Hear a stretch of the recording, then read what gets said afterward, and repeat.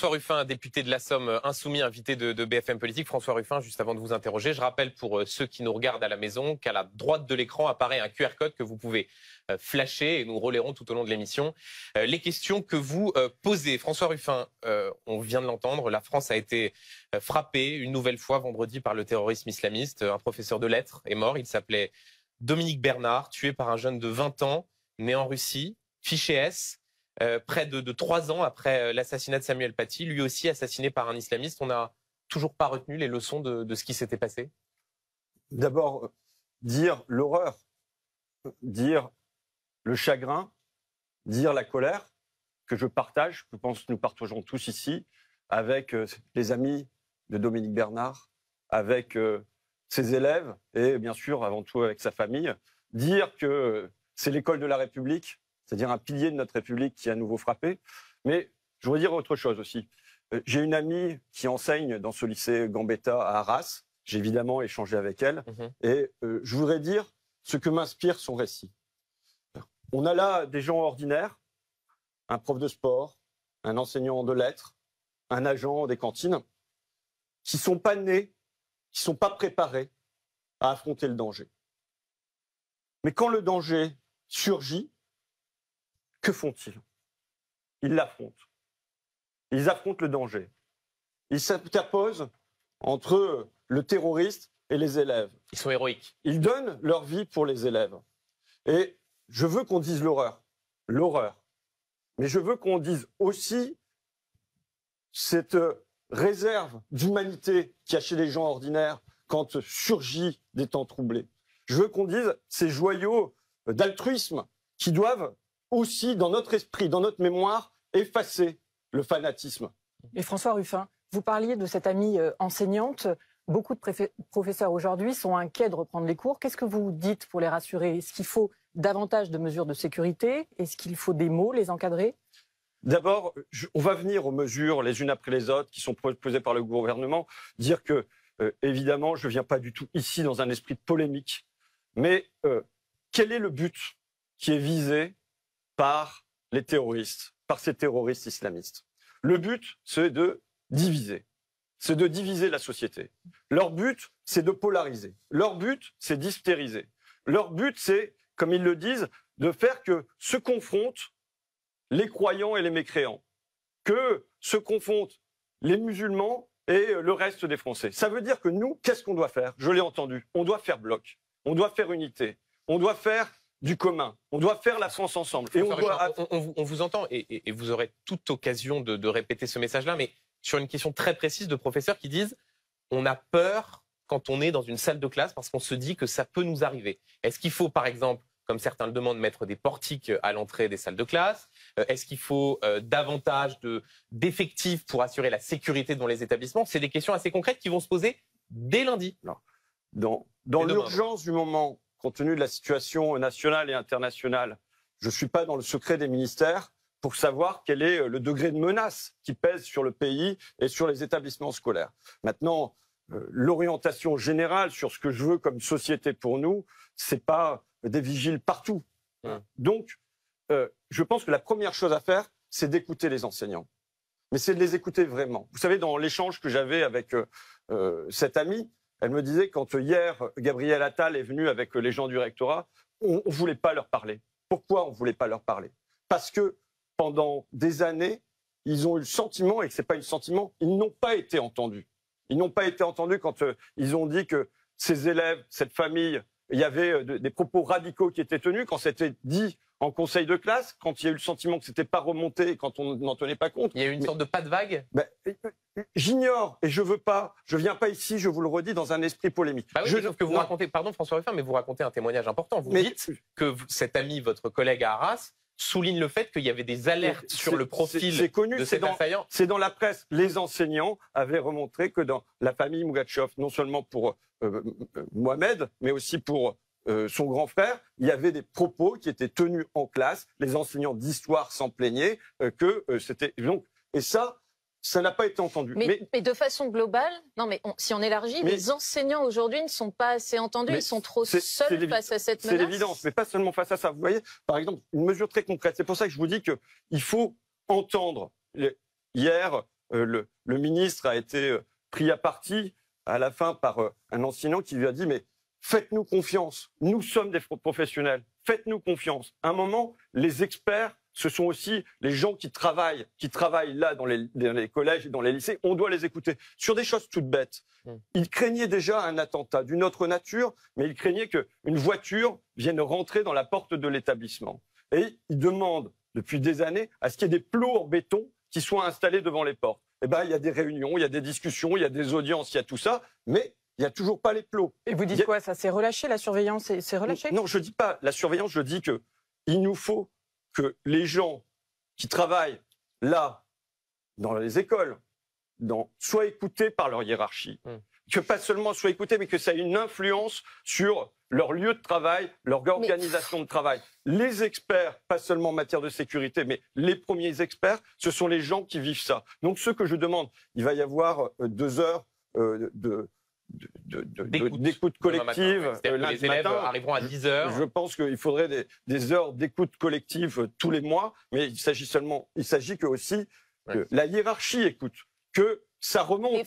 François Ruffin, il y a un rôle aussi quand même des partis politiques. Et vous disiez, il faut faire bloc. Est-ce que la gauche, d'abord, ne devrait pas faire bloc en utilisant les bons mots? À savoir, vous parlez d'un danger, et vous avez dit d'ailleurs sur Twitter, il s'agit du terrorisme islamiste.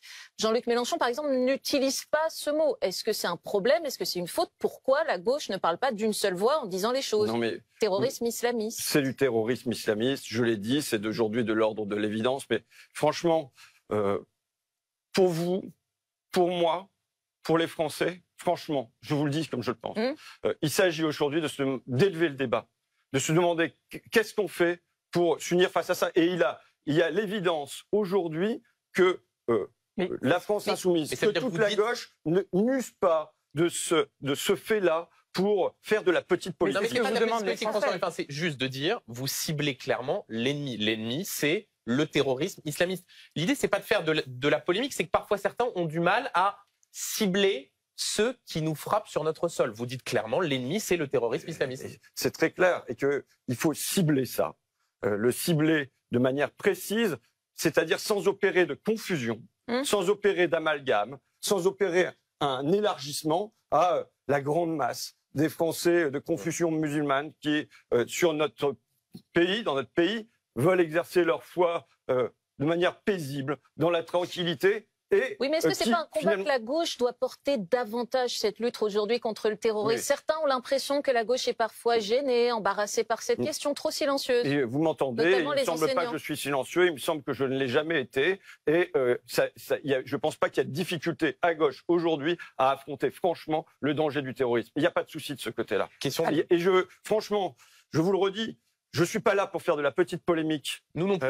On pose une question de Mario Mour sur les éventuelles failles du renseignement. Oui, on en vient au profil de l'assaillant. Il était fiché S, il avait été débouté du droit d'asile, il était mis sur écoute, il avait même été contrôlé la veille de l'attaque. Est-ce que pour vous, il y a une faille des renseignements français? Est-ce qu'on pouvait faire plus dans ce cas? Ou vous dites finalement, c'était incontrôlable ce passage à l'acte, on ne pouvait pas prévoir? Alors, à nouveau... il y a beaucoup de prudence à avoir. S'il doit y avoir une commission d'enquête pour vous montrer quelles sont les failles, ça peut faire l'objet. Mais on est dans un temps aujourd'hui qui n'est pas celui-là. Pour moi, on n'est pas dans ce temps-là. On est dans un... Moi, les Français se posent beaucoup de questions. Mais je suis convaincu que le gouvernement, tous les services de police, tous les services de renseignement ont fait de leur mieux pour combattre le terrorisme sur notre pays, pour le prévenir, pour l'empêcher. Et un certain nombre d'attentats ont d'ailleurs été prévenus et empêchés. Donc ça n'empêche pas d'avoir, quand un acte surgit de cette nature-là, d'avoir des questions, d'avoir des interrogations. Moi, c'est la logique générale que je veux interroger, dont je veux bien discuter avec M. Darmanin, mais il ne s'agit pas de le poser comme un combat. Mais la logique générale, en matière d'expulsion, je l'ai déjà dit, je me suis déjà exprimé à ce sujet, on devrait non pas être dans l'arrosage, mais on devrait être dans le ciblage. C'est-à-dire cibler davantage les expulsions? Oui, tout à fait. Il faut cibler, identifier qui sont aujourd'hui ceux qui causent du trouble dans la République. Oui, mais François Ruffin, pardon, mais soyons très précis dans le cas d'espèce. Ce que dit Gérald Darmanin, c'est que cette personne n'était pas expulsable parce qu'elle était rentrée sur le territoire français avant ses 13 ans. Est-ce que là, vous dites clairement, si on est pragmatique et s'il faut mieux cibler les expulsions, ça fait partie des éléments de droit, des règles qu'il va falloir faire évoluer pour que le danger s'éloigne? Vous savez, quand je viens pour un média comme le vôtre, qui est un média important, et dans une heure importante pour notre pays, sur des questions qui sont très sensibles et très graves, je consulte. Je consulte des juristes, je consulte des préfets, je consulte pour m'informer. Il se trouve que dans le Code du séjour des étrangers et du droit d'asile, article 631 alinéa 3, je vous lis ce qu'on peut faire avant 13 ans. Parce que la discussion, c'est que, en gros, les gens sont expulsables en cas de menace à la République, mais que s'ils ont été en France avant 13 ans, c'est pas possible. Et en fait, il y a des exceptions à l'exception. Je vais vous lire. Je vais vous lire, Monsieur Duhamel, parce que en fait, vous m'avez demandé d'être précis. Mais... Je vais être précis. En cas de comportement de nature à porter atteinte aux intérêts fondamentaux de l'État, ou liés à des activités à caractère terroriste, donc on est bien dans ce cadre-là, ou constituant des actes de provocation explicites et délibérés à la discrimination, à la haine ou à la violence, eh bien, il y a tout à fait la possibilité d'expulsion. Donc, ce que répond la place Beauvau, pardon, c'est de dire qu'il n'y avait pas de commission avant le drame de vendredi, d'actes délictuels. Donc, si je vous comprends bien, vous nous lisez ce point du Code pénal et vous dites, il n'y a rien à changer. Je demande, à mon avis, si vous regardez ça, c'est déjà très large. C'est déjà très large. Mais pourtant, ça n'a pas été appliqué. Mais oui, ça n'a pas été appliqué. Mais donc, il ne s'agit pas de changer la loi et vous ne voteriez pas cette nouvelle disposition que souhaite Gérald Darmanin d'expulser. Si après étude, et pas dans l'urgence, dans l'émotion, il apparaît nécessaire de changer la loi, je pense qu'il ne s'agit pas d'en faire un tabou absolu. Maintenant, je dis qu'il y a déjà ça, et en vérité, c'est toute la question sur ce terrain-là, mais sur plein d'autres terrains. C'est pas le contenu de la loi, c'est l'application de la loi. Et j'en reviens à ce que je disais sur l'arrosage et le ciblage. Nous devons cibler aujourd'hui les 100, les 200, les 300 personnes qui risquent de commettre des attentats, qui risquent de nuire à la République. Et comment est-ce que vous les ciblez? C'est ce qu'on appelle le haut du spectre du fichier de la radicalisation pour terrorisme. Il y a un fichier qui est consacré à ça, qui n'est pas le fichier S, qui est un fichier beaucoup plus large que ça, mais dans le haut du spectre, on doit avoir les 100. Mais alors là, ce qu'il s'agit de faire, c'est pour ça que je vous dis, c'est l'application de la loi et non pas la loi elle-même. C'est-à-dire que sur ça, il faut mettre tous les moyens. Il faut mettre les moyens de la police, il faut mettre les moyens du renseignement. Mais justement, il faut mettre les moyens de la justice. Vous demande de donner ces moyens. Et il faut mettre les moyens de la diplomatie. Parce que vous savez que ce qui bute en dernier ressort sur un certain nombre de cas, c'est le refus des consulats d'accueillir leurs propres ressortissants. Donc, vous le redis, ma logique, que j'ai déjà exprimée avant même que ne se produise cet attentat, qui est de dire qu'en matière d'expulsion, on ne doit pas être sur un arrosage avec 100 000 personnes, mais qu'on doit être sur le ciblage avec 100, 200, 300 personnes, et que là-dessus, on concentre les moyens. Mais précisément, François Ruffin, cette famille, la famille de ce terroriste, vous la situez où sur un spectre? Parce que là, en l'occurrence, son frère, par exemple, est incarcéré pour apologie du terrorisme. Il avait voulu planifier un attentat contre l'Élysée. Son père a été expulsé en 2018 parce qu'il était radicalisé. Est-ce que là, vous ne vous dites pas, cette famille précisément n'avait rien à faire en France? Je me dis, cette famille, elle ne devait plus être en France. Oui. En tout cas, quand il y a ça qui... que le CV est de cette nature-là, oui, il n'y a pas de doute que pour moi, là, ce qu'on a sous les yeux, c'est le haut du spectre du fichier de la radicalisation. Quand on regarde le détail, en 2014, cette famille n'avait pas été expulsée, notamment du fait de la mobilisation sur place de plusieurs associations de gauche, la CIMAD, le MRAP, le Parti communiste local en Ille-et-Vilaine. Est-ce qu'avec le recul, ça ne vous apprend pas qu'il faut, dans ce genre de situation, être plus ferme? Ce que la gauche n'a pas toujours été. Le Premier ministre, ministre de l'Intérieur à l'époque, Manuel Valls, s'est exprimé ce matin et il a dit que c'est sûrement pas sous la pression des associations que cette décision a été prise, mais c'est par le choix plein et entier de son préfet et du ministre de l'Intérieur. Non, il dit que son cabinet a été saisi sous la pression des associations. Il a été saisi, mais ils ont. Je veux dire qu'à l'époque, les enfants avaient 8, 11 et 13 ans, il me semble. Bon, donc, et il n'y avait pas de fait de terrorisme à ce moment-là. Bon, ça, c'est une première chose. Dire qu'ensuite, moi, quand des préfets me disent qu'il y a un soupçon, qu'il y a... Ben, on n'y touche pas, on laisse faire. Là, le préfet, s'il avait dit on a un problème qui est un problème de radicalisation de terrorisme, je pense que les associations n'auraient pas bougé. Mais justement, quand vous dites il faut cibler les expulsions, aujourd'hui on a un projet de loi immigration qui va arriver au Parlement. Est-ce que vous dites d'accord, je vais le regarder et il faut peut-être le voter, puisque Gérald Darmanin vous demande aux parlementaires d'avoir les moyens d'expulser davantage? Oui.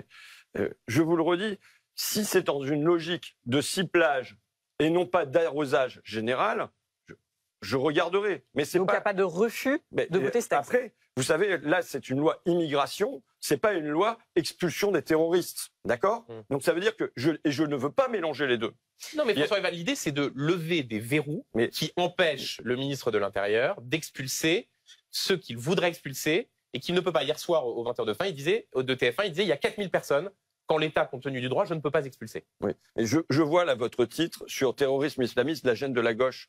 Est-ce que vous entendez une gêne dans ma voix? De votre part? Mais je pense non, pas mais de la part d'autres? Non, je ne pense pas qu'il y ait de gêne aujourd'hui. Il y a une très grande clarté. Quand il y a du terrorisme islamiste, on affronte ce danger. Il y a des membres de votre parti qui ne sont pas dans la clarté. Je ne pense pas sur cette question. Et vous savez que les Français voient d'autres partis politiques en fait aller beaucoup plus loin. Alors bien évidemment, notamment le Rassemblement national, puisque par exemple Jordan Bardella dit aujourd'hui, en fait, il ne faut pas s'embarrasser de 3000 précautions. Par exemple, les 4500 fichiers S pour radicalisation, il faut les mettre dehors. Vous en pensez quoi de propos comme ça? Vous savez, je trouve le comportement du Rassemblement national depuis 24 heures indigne. Pourquoi? Pourquoi? On les imagine, quand ils ont reçu la nouvelle de l'attentat à Arras, avec un petit rictus malsain. Et là, on les voit qui sautent sur l'occasion.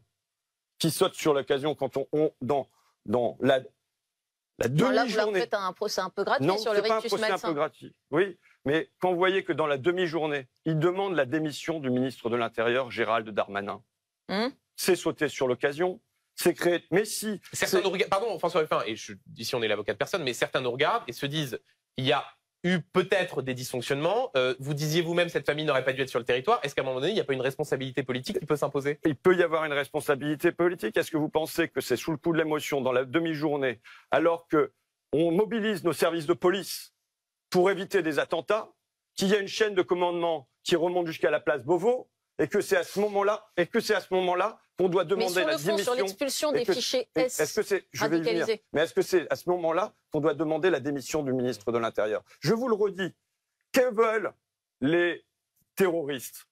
Ils veulent hystériser le débat. Mais vous répondez pas, on attend. Je vais vous répondre, mais mais laissez-moi m'exprimer. Ils veulent polariser le débat. Et on sait que les terroristes visent une chose, c'est en particulier les partis d'extrême droite, pour animer les partis d'extrême droite et pour parvenir à une grande confrontation entre eux et l'extrême droite. Nous devons éviter ça. Nous ne devons pas hystériser le débat, comme le fait... Et vous le savez, proposer la démission du ministre de l'Intérieur et un certain nombre de choses... Mais c'était pas ma question, François. Mais d'accord, mais là, dans l'urgence, c'est déstabiliser le pays à un moment où le pays a besoin de sang-froid. Et je dis que quand on fait ça, quand on est Jordan Bardella, qu'on prétend au pouvoir et qu'on fait ça, on n'est pas à la hauteur des événements. Donc je vais venir sur le fichier S. D'accord ? Juste François Ruffin, on doit partir en pub, mais on continue à en parler juste après. Donc on se retrouve dans quelques instants. Ne vous inquiétez pas, on aura tout le temps d'en parler. À tout de suite.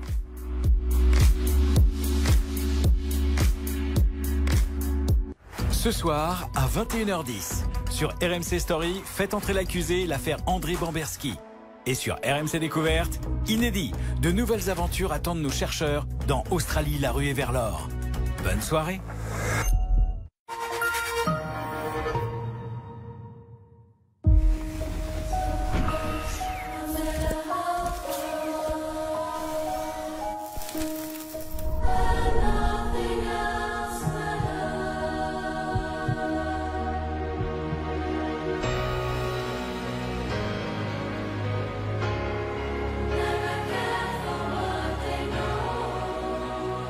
Renault Austral E-Tech Full Hybride prête à partir. Dès 370 € par mois. Portes ouvertes du 12 au 16 octobre. And we're down we go, go, go, go, go, go. parfum rechargeable. Giorgio Armani. Entrez dans le futur de la banque en ligne avec Revolut. Payez à travers le monde sans frais et bénéficiez de taux de change compétitifs. 30 millions de clients à travers le monde nous font déjà confiance pour leurs finances. Créez votre compte gratuit en quelques minutes. Les box à cuisiner HelloFresh. Tous les ingrédients pour cuisiner de délicieux repas. Livrés chez vous. Commandez dès maintenant sur hellofresh.fr. Délicieusement simple. Arthur a une tuture. Ok. Et c'est qui assure sa tuture du futur? Au gros tout qui traque le toc-toc de sa tata en tutu chez son tonton de Toulouse. Ornicar, l'assurance auto 39% moins chère et vous pouvez profiter de 50 € remboursés. Mathieu a acheté sa voiture avec facilité. Et pourtant, les bagnoles, il connaît rien. Et surtout, il s'en fout. Heureusement, il en a trouvé une au meilleur prix grâce à l'indicateur de bonnes affaires sur La Centrale. La Centrale. Vous connaissez quelqu'un qui s'y connaît? À tout moment, le temps peut être compté. Le monde peut s'arrêter. Maladies infectieuses, Covid-19, cancer, Alzheimer. Faites un don à l'Institut Pasteur pour remettre nos vies en mouvement.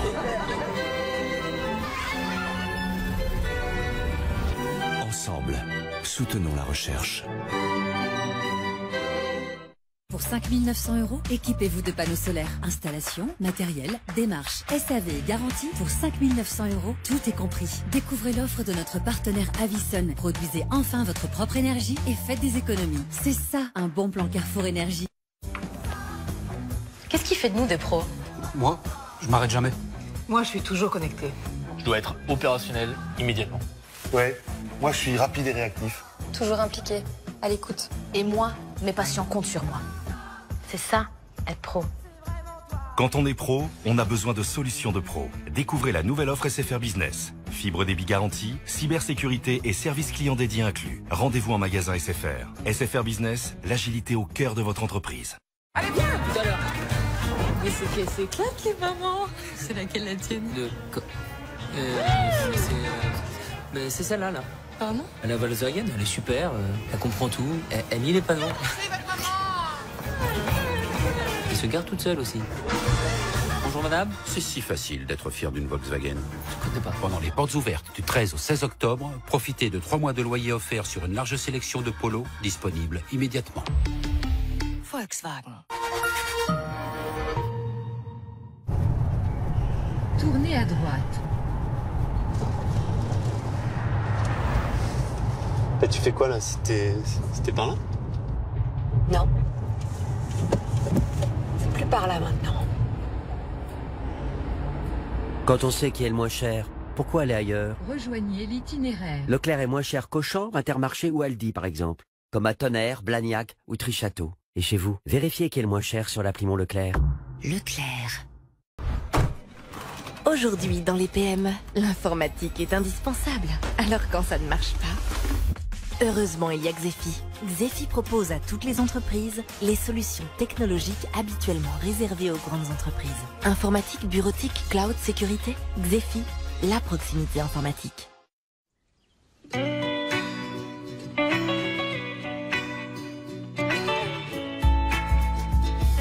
On a chacun une façon d'exprimer sa joie. Certains chantent, d'autres dansent. Jean, lui, il danse. Parce qu'avec plus de 500 km d'autonomie, son Skoda Enyaq Coupé peut l'amener là où ça le chante. Profitez du Skoda Enyaq 80 100% électrique à partir de 41 990 €. À découvrir en concession ou sur skoda.fr. Skoda. Est-ce que Chloé ne va pas prendre sa voiture ce soir parce qu'avec son assurance auto-alliance, moins elle roule, moins elle paie? Non, évidemment. Si Chloé ne conduit pas ce soir, c'est parce qu'elle fête ses 30 ans et que la nuit risque d'être longue. Avec l'assurance auto Petit Rouleur Alliance, moins vous roulez, moins vous payez. Vous pouvez économiser jusqu'à 25% sur votre tarif auto-alliance. Alliance, avec vous de A à Z. Vous êtes quelqu'un de bien, pas vrai? Il y a des meurtres chez les Osages et la police ne fait rien. La plupart des gens sont des escrocs ici.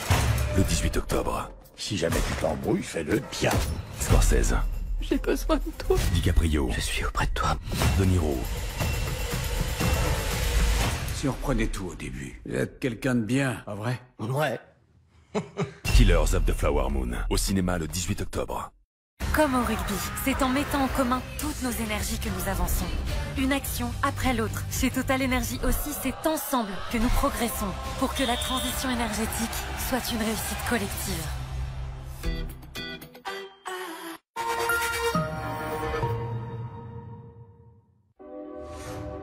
BFM Politique. Benjamin Duhamel. François Ruffin, député insoumis de la Somme et l'invité de BFM Politique. François Ruffin, on va parler dans quelques instants du Proche-Orient. Je voudrais juste avoir une précision pour que ceux qui nous regardent comprennent bien. En première partie de cette émission, vous avez été ouvert sur la possibilité d'amender le droit, éventuellement de soutenir le ministre de l'Intérieur sur quelques points si nécessaire. Ça veut donc dire que vous ne fermez pas la porte à la possibilité de voter la loi immigration si elle permet de régler un certain nombre de sujets qui ont empêché des expulsions de gens qui sont dangereux sur notre sol. Mais la loi immigration, elle est beaucoup plus large que ça. Et je vais avoir à l'intérieur de cette loi immigration des tas de points de désaccord. Notamment parce que je pense qu'il y a un devoir de fermeté et il y a un devoir d'accueil aussi. C'est-à-dire qu'on doit reconstruire une politique d'accueil dans notre pays. On doit faire qu'il n'y ait pas un temps où les gens ne savent pas s'ils sont dehors, s'ils sont dedans, dans un flou. Et cette politique d'accueil, elle passe pour moi par deux biais. Un premier biais qui est la langue. C'est-à-dire qu'aujourd'hui, on est dans le bricolage avec des associations qui font un travail d'acquisition de la langue et ça dépend des territoires où on se trouve, alors qu'il doit y avoir la possibilité, presque l'obligation, d'apprendre le français quand on entre sur notre territoire. Donc la langue, c'est très important. Bien sûr. Et ça, c'est pas dans le projet de loi. Et la deuxième question, c'est la question du travail. Je crois que on a intégré dans notre pays pendant un siècle, sur plusieurs générations, par le travail. Le travail est un élément important d'intégration dans notre pays. Et il ne faut pas fermer la porte à l'accueil, à l'intégration sur le terrain de la langue et sur le terrain du travail. Mais vous savez, je vous parle d'intégration là. Parce que j'entendais M. Patrick Calvar, qui est l'ancien responsable de la DGSI, donc des services de sécurité, quelqu'un de très sérieux, qui s'occupe du terrorisme, qui les a auditionnés, écoutés. À l'Assemblée nationale, qu'est-ce qu'il venait raconter? Il venait dire, si on ne traite la question du terrorisme que par la question du sécuritaire, on ne s'en sortira pas. Parce que quand il les rencontre, il y a un problème d'identité. Mais c'est ce que les Français demandent actuellement. Mais qui est deux choses, fermeté et justice.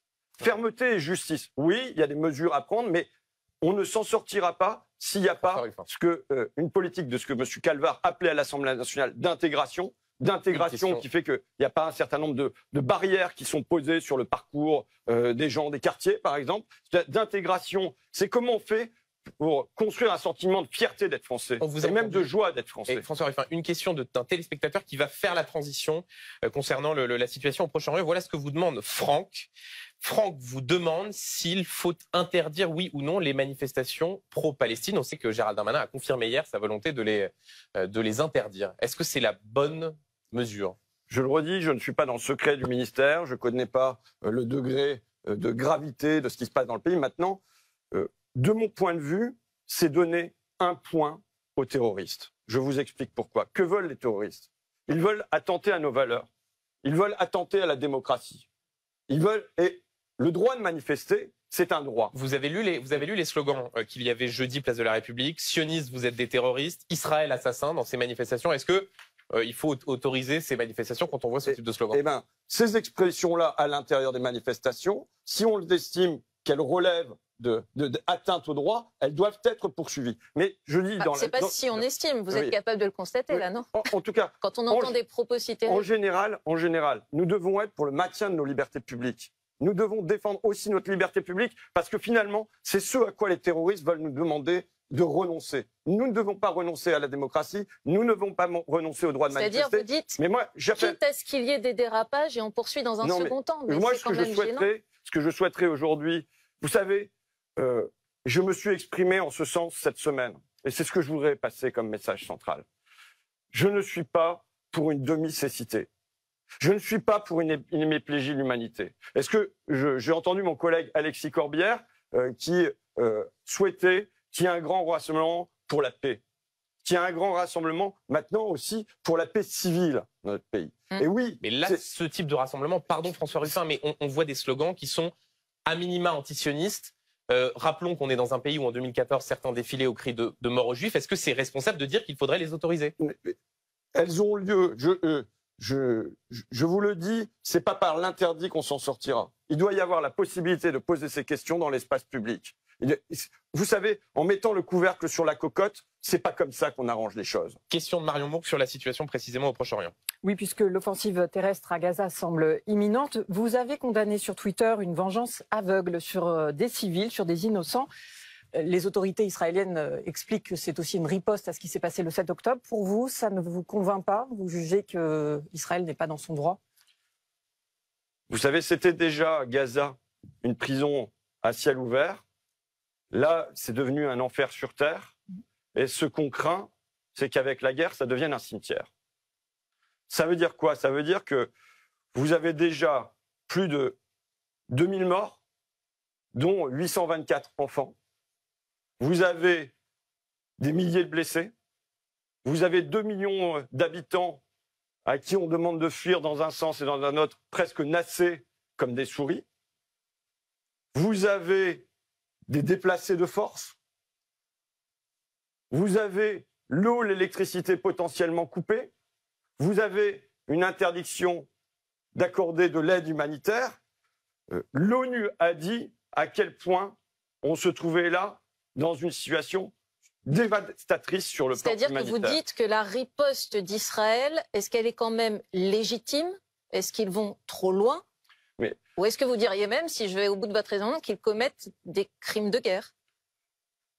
Vous savez que lors d'un précédent conflit, en 2009, un rapporteur des Nations Unies, dans l'opération Pluie de plomb, avait dit qu'il y avait des crimes de guerre qui étaient commis des deux côtés. Et il disait peut-être des crimes contre l'humanité. Oui, donc, mais vous, qu'est-ce que vous dites? Moi, je dis aujourd'hui, quelle est la parole que la France doit porter? L'Élysée a fait savoir qu'Emmanuel Macron s'était entretenu hier avec Benyamin Netanyahou et il lui a rappelé, je cite, que toutes les mesures permettant d'épargner les civils à Gaza et ailleurs devaient être prises et le droit international humanitaire être respecté. Voilà ce que dit le président de la République. Quand on a un hôpital bombardé, quand on a des écoles touchées, le droit international n'est pas respecté. Israël répond, le gouvernement israélien répond que c'est une réponse, que par ailleurs ils ont prévenu les civils. On a appris ce matin que, par exemple, un corridor humanitaire avait été déployé entre 9h et midi pour qu'ils puissent aller vers le sud. Je prends pas parti, je défends pas, je réponds les éléments qui sont donnés par les autorités israéliennes. Ça ne suffit pas, selon vous? Non. Je vous dis avec clarté, j'ai condamné, dès les premiers instants, les massacres commis par le Hamas la semaine dernière en Israël. Mais nous ne devons pas être dans une demi-cécité. Nous ne devons pas être dans une hémiplégie de l'humanité. Et par ailleurs, vous voyez que c'est bien le Hamas qui demande aux civils de ne pas partir, l'Égypte qui refuse d'ouvrir le point de passage au sud de Gaza. Donc vous pouvez cibler Israël, c'est votre choix, mais vous voyez bien que par ailleurs le Hamas se sert des civils à Gaza comme des boucliers humains. Qu'est-ce qui se passe? L'ancien ambassadeur de France en France d'Israël, Elie Barnaville, a exprimé avec clarté. Il a dit qu'on avait face à face le fanatisme du Hamas et la politique imbécile d'Israël. Et qu'est-ce qu'on a au milieu? On a les populations civiles. Ça va continuer. Ça va continuer. Justement, vous dites quoi? La France doit jouer un rôle pour apaiser. Qu'est-ce que vous demandez à Emmanuel Macron? De se rendre, par exemple, sur place? Il y a eu une tradition gaulo-mitterrandienne qui, pendant des décennies, a porté une voix indépendante de la France. Une voix qui était écoutée par les peuples du Sud. Une voix qui était respectée et qui disait quoi? Qui disait le droit international, qui disait la résolution de l'ONU, qui disait le droit des Palestiniens à un État dont la capitale serait Jérusalem. C'est toujours ce que dit Emmanuel Macron aujourd'hui. Non. Dans son allocution, il a parlé de la solution à deux États. Qu'est-ce qu'il a fait pendant toutes ses premières années de mandat? Il n'a pas bougé sur cette question. Et donc qu'est-ce qu'il doit faire là? Il doit aller sur place, il doit appeler un cessez-le-feu et à la paix. Il doit avec le Hamas? Mais c'est pas avec le Hamas. Les parties présentes sur il doit appeler c'est comment est-ce qu'on négocie avec les terroristes? Le cessez-le-feu, c'est tout le monde qui doit cesser le feu. Donc oui, Emmanuel Macron doit appeler un cessez-le-feu. Il doit y appeler. Puisque l'ONU y appelle, il doit y appeler. François Ruffin, le Hamas est un mouvement terroriste. Ça veut dire que vous dites qu'il faut qu'Israël négocie avec le Hamas? Je dis pas, là, on parle pas de négociation.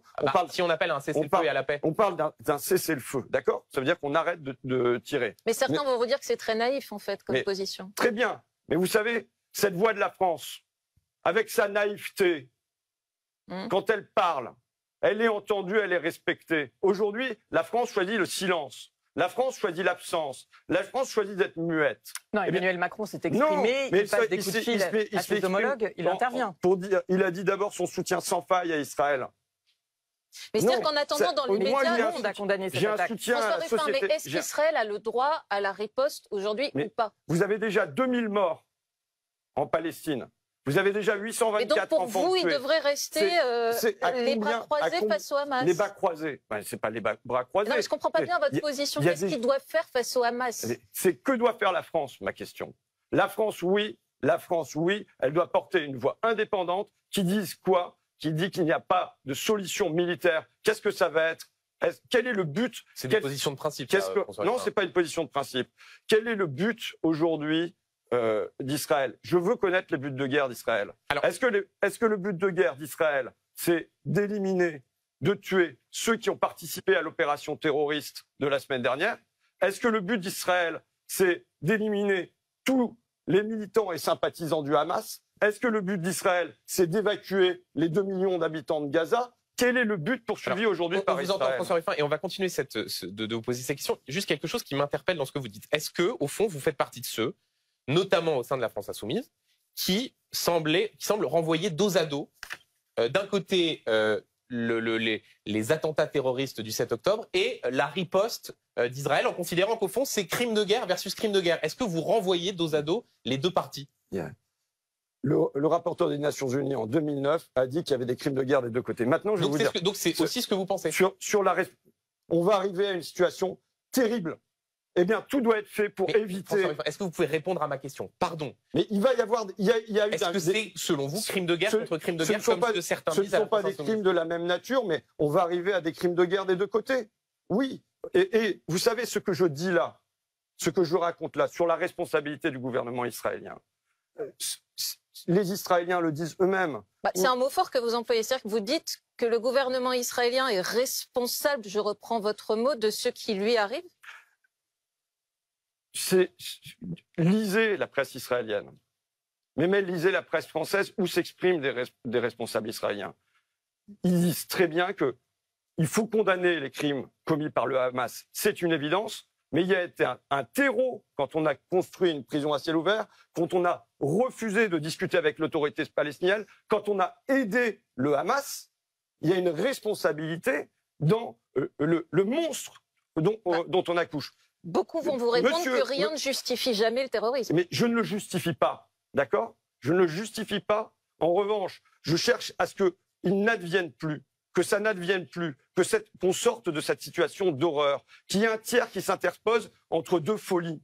Vous voyez, il faut donc simplement, ces deux folies, vous les renvoyez dos à dos, vous les mettez sur le même plan. Il ne s'agit pas de mettre sur un pied d'égalité, on n'est pas là pour jouer à ça. On est là pour se dire... Pardon, mais moi je ne comprends pas ce que vous dites. Mais vous comprenez très bien ce que je dis. Il y a un drame. Ce que je ne comprends pas, monsieur Duhamel, c'est ce que vous me dites, vous. Là, qu'est-ce qui va en train de se passer? On va peut-être encore avoir des dizaines de milliers de morts, dont la moitié à peu près seront des enfants. On va arriver à une situation humanitaire tragique. Qu'est-ce que vous dites? Vous dites que la France doit se croiser les bras? Pas du tout, moi je pose des questions. Mais moi je vous dis que la France doit intervenir. La France doit appeler à cesser le feu. La France doit poser la question de l'échange de prisonniers.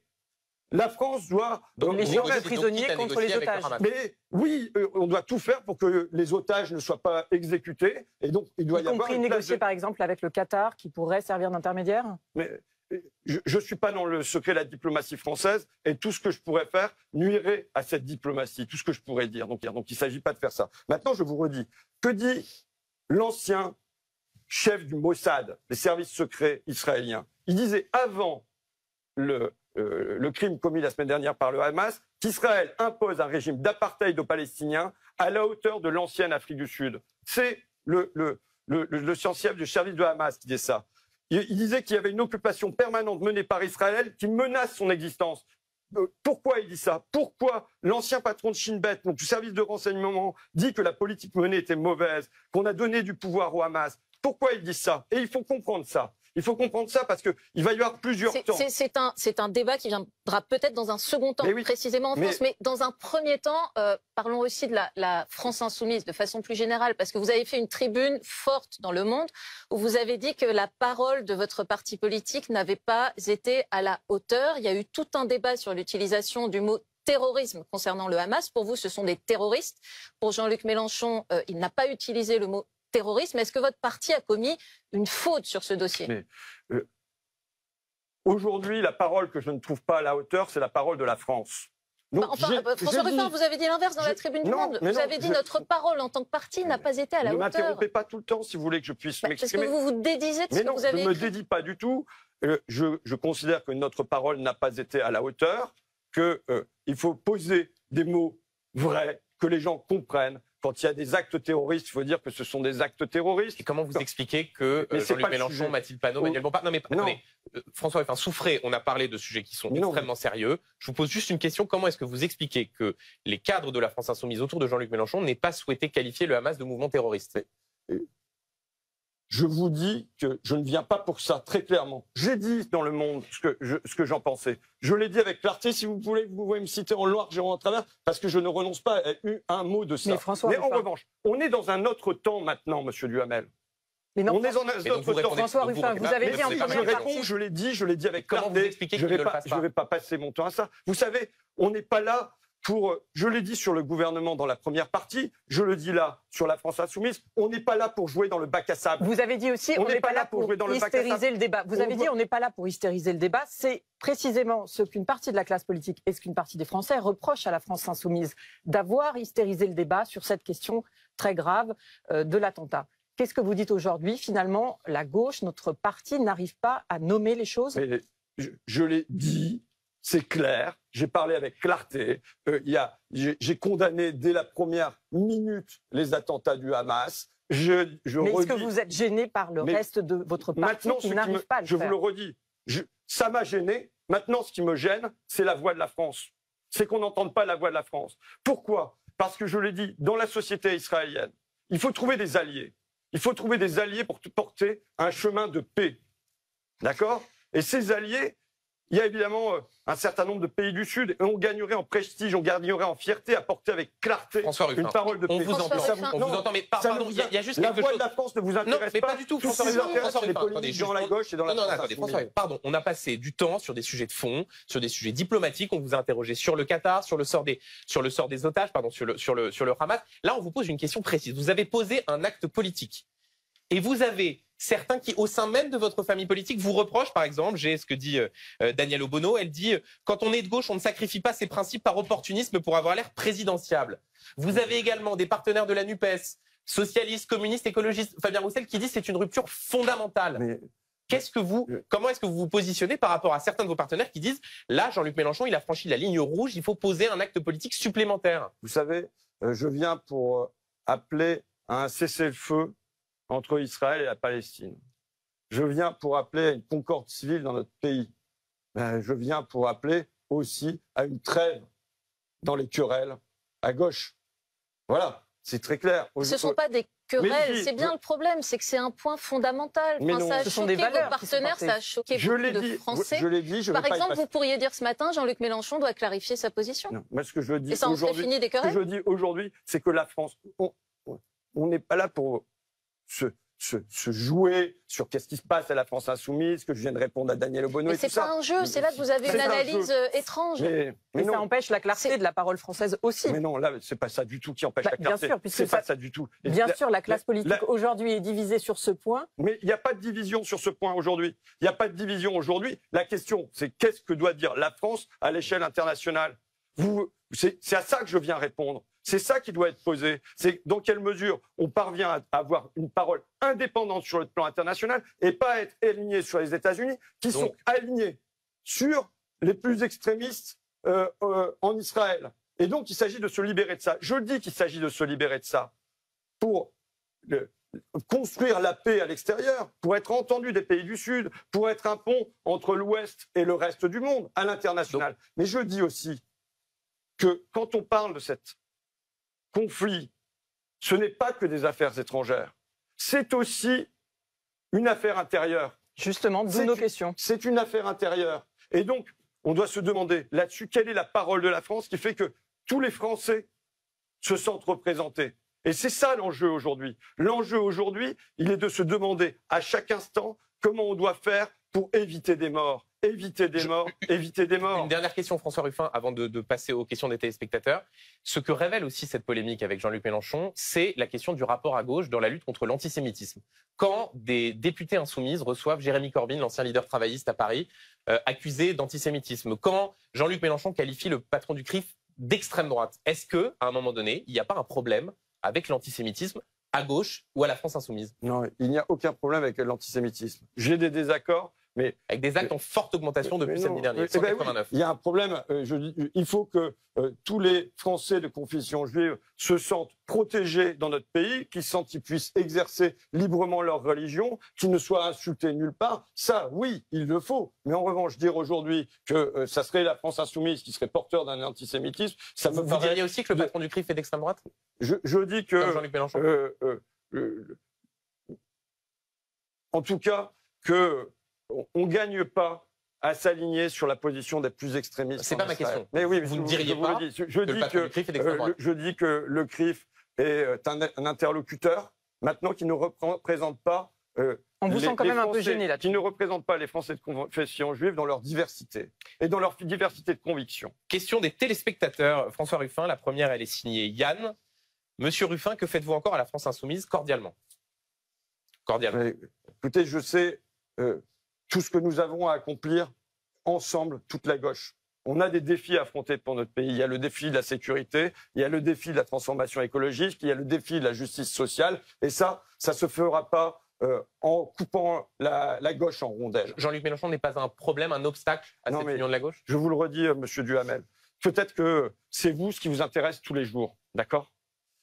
Moi, la popote de la popole, et vous le savez. Il y a les centaines de questions de téléspectateurs sur cette question. Mais moi, ce qui m'intéresse... C'est pas de la popole, c'est pas notre obsession. Mais si, moi, ce qui m'intéresse en permanence aujourd'hui, c'est la voix de la France.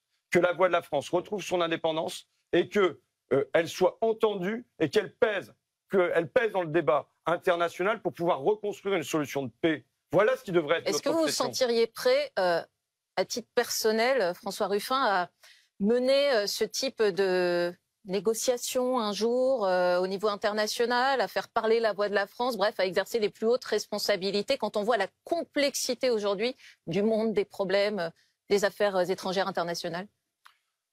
Vous savez ce que vous appelez la complexité, c'est quand même une parole au contraire assez claire, assez simple, assez franche, qui a été posée pendant des décennies et à laquelle la France a renoncé. Elle a préféré le mutisme. C'est pas que la voix de la France n'est pas puissante. Quand on est membre du Conseil de sécurité des Nations Unies, quand on est la seule puissance nucléaire dans l'Union européenne, c'est une voix puissante. Mais aujourd'hui, on renonce à l'exercer. Et pourquoi on a renoncé à l'exercer? Pourquoi on a renoncé à prononcer une voix indépendante? Il y a une première raison, c'est que finalement, après Jacques Chirac, le dernier grand moment de la France, sur le plan international de la diplomatie. Selon vous, c'est le nom. C'est le nom de Dominique de Villepin, le nom de Jacques Chirac à la guerre en Irak, et qui a été entendu partout dans le monde. Et en fait, mon compte, c'est comme si après ça, après ce grand moment, il avait fallu effacer cette trace-là et qu'on avait dû s'aligner, qu'on avait dû renoncer à notre propre Très rapidement, François Ruffin, une autre question d'un téléspectateur. Éric, allez-vous représenter la gauche unie en 2027? Beaucoup de gens le souhaitent. Oui, franchement, je vous le redis avec... C'est la question d'Éric, c'est pas la mienne. Mais oui, mais enfin, vous avez choisi la question d'Éric. Parce qu'il y en a beaucoup qui posent cette question-là. Donc, franchement, dans le moment que nous vivons, je veux qu'on échappe à toutes les polémiques et qu'il fasse qu'on présente... Mais est-ce que vous interdisez d'y penser? Mais je m'interdis de penser à rien du tout, d'accord? Mais c'est franchement pas le sujet aujourd'hui. Franchement, le sujet aujourd'hui, il est sur le plan intérieur, la concorde civile, et il est sur le plan international, la voix de la France, qui doit peser pour une politique de paix et de justice. Merci beaucoup, François Ruffin, d'avoir été l'invité de BFM Politique.